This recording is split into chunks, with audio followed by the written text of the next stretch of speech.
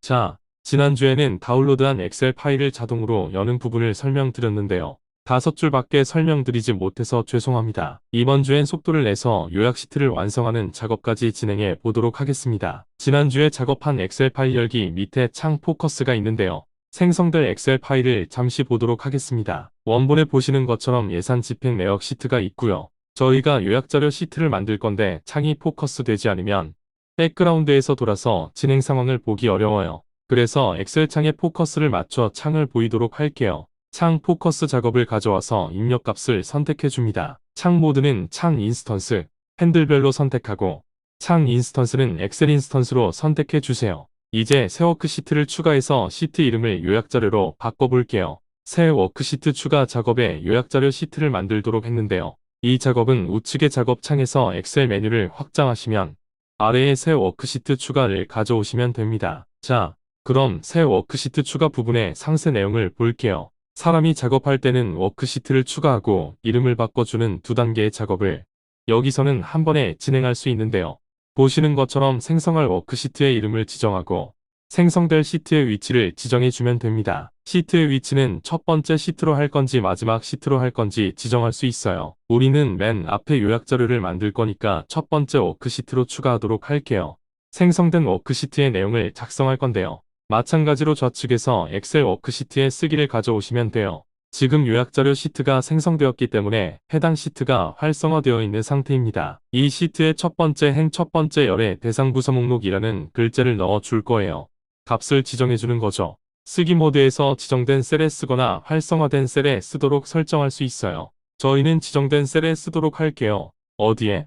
A열 일행에요. 이렇게 새 시트의 첫 번째 데이터를 작성했습니다. 자, 생성된 문서에서 한번 살펴볼까요? 첫 번째 열에 대상 부서 목록을 만들었고 두 번째 열에 대상 부서 수를 만들었으니 똑같이 B열 일행의 대상 부서 수 값을 넣어야겠네요. 앞의 작업과 동일하게 B열 일행의 대상 부서 수 값을 씁니다. 그리고 예산 집행 내역 워크시트를 활성화하는데요. 엑셀 파일을 보시면 현재 요약자료 시트가 활성화되어 있어서 예산 집행 내역 시트의 데이터를 활용하거나 쓰려면 해당 시트를 활성화해 주어야 합니다. 그래서 이렇게 예산 집행 내역 워크시트를 활성화하고요. 다음으로 L열 일행의 인당 지출 금액이라는 값을 쓰네요. 앞의 작업들과 마찬가지로 지정된 셀의 값을 씁니다. 엑셀 파일에 L열 일행의 인당 지출 금액이라는 값을 쓰는데 이 값이 엑셀 파일에서 어떤 데이터인지 살펴보겠습니다. 자, 엑셀 파일을 보면 예산 집행 내역 L열에 인당 지출 금액을 계산한 값이 들어가 있습니다. 소속 부서별로 연구소, 울돌목 TFT, 총무팀 이런 식으로 1인당 지출 금액이 얼마인지 계산해 줄 거예요. 이 계산 작업은 여러 번 반복해야 하는 작업인데 몇 번 반복해야 할지를 결정하기 위해서 전체 행수가 몇 개인지를 구할 겁니다. 그래서 일단 이렇게 첫 번째 빈 열과 행을 가져오고요.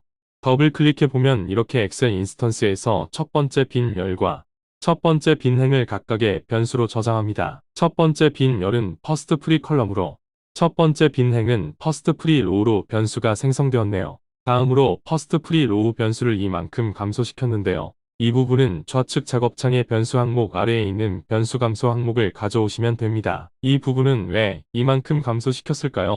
설명드릴게요. 엑셀 파일을 열어보면 예산 집행 내역 시트의 첫 번째 빈행과 열은 M열의 67행인데 하지만 우리는 65행까지만 값을 계산하면 되죠. 그래서 반복 횟수를 65번만 수행하기 위해 퍼스트 프리 로우 값에서 이를 미리 빼준 겁니다. 자, 이제 1인당 지출 금액을 계산할 차례인데요.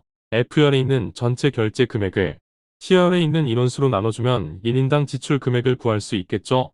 반복문 안에 보시면 첫 번째로 루프 인덱스를 1 증가시키는데 우리가 1인당 지출 금액을 계산할 부분은 제목행을 제외하고 두 번째 행부터입니다. 따라서 이 행부터 계산을 수행할 수 있도록 미리 행수를 2부터 시작하도록 2를 더하고 시작합니다. 그럼 반복문을 어떻게 설정했는지 살펴보겠습니다. 기본적으로 시작값은 1입니다. 끝나는 값은 아까 우리가 미리 행수를 구해서 1을 빼놓은 퍼스트 프리 로우가 될 때까지 1씩 증가시키면서 수행합니다. 다음으로 각 행마다 수식을 입력해서 값을 계산해 줘야 하는데요.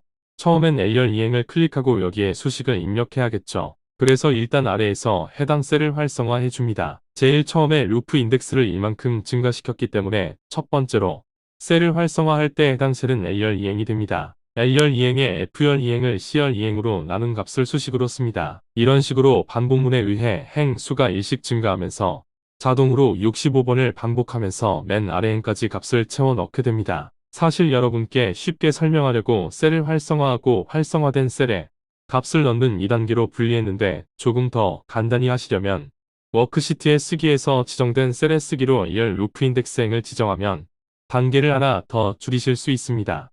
다음엔 요약자료에 조사 대상 부서 목록을 생성해야겠네요. 원본 엑셀 자료에서 K열의 사용부 서명이 있습니다. 조사 대상 부서는 카드를 사용한 모든 부서가 빠짐없이 중복 없이 포함되어야 하므로 K열의 2행부터 65행까지의 데이터를 중복 제거하면 조사 대상 부서 목록을 만들 수 있겠네요. 이 데이터는 월별로 길이가 더 길어질 수도 작아질 수도 있으니 넉넉하게 K열 2행부터 500행까지 복사합니다. 엑셀 워크시트에서 셀 복사 항목을 가져와서 복사할 범위의 시작열과 행값을 입력하고 끝열과 행을 입력합니다. 복사 모드를 보면 단일 셀의 값도 복사할 수 있지만 특정 범위의 셀들도 복사할 수 있음을 알 수 있습니다. 아까 문서에서 본 대로 K열 2행부터 500행까지 복사합니다. 그 다음 해당 데이터를 요약자료 시트에 붙여야 하므로 요약자료 시트를 활성화해 줍니다. 마찬가지로 좌측에서 활성 엑셀 워크시트 설정 항목을 가져와서 활성화할 워크시트 이름을 지정하고 저장하면 됩니다. 다음으로 이 복사한 셀을 요약자료에 붙여넣고 중복을 제거해 줄 건데요. 복사한 셀을 요약자료 시트에 A열 2행부터 붙여넣고 중복을 제거해 주면 되겠네요. 엑셀 워크시트에 셀 붙여넣기 항목도 워크시트에 쓰기 항목과 마찬가지로 열과 행을 지정하여 붙여넣기 할 수 있습니다. 다음으로 붙여넣은 데이터를 중복 제거해야 하는데요. 이 기능은 단순한 코드로는 구현할 수 없어서 레코더 기능을 사용해야 합니다. 레코더를 사용하는 자동 생성 작업의 시작과 끝점을 표시하는 설명이 있습니다. 이 부분은 작업의 실행에 영향을 미치지 않고 레코더를 사용해 작업을 녹화하면 자동으로 생성됩니다. 레코더를 사용해서 작업을 녹화하는 기능은 워낙 단순하고 쉽기 때문에 직접 다루지는 않을게요. 대신 저희는 자동 생성된 작업을 살펴보겠습니다. 첫 번째로 창에 UI 요소를 클릭하는데요.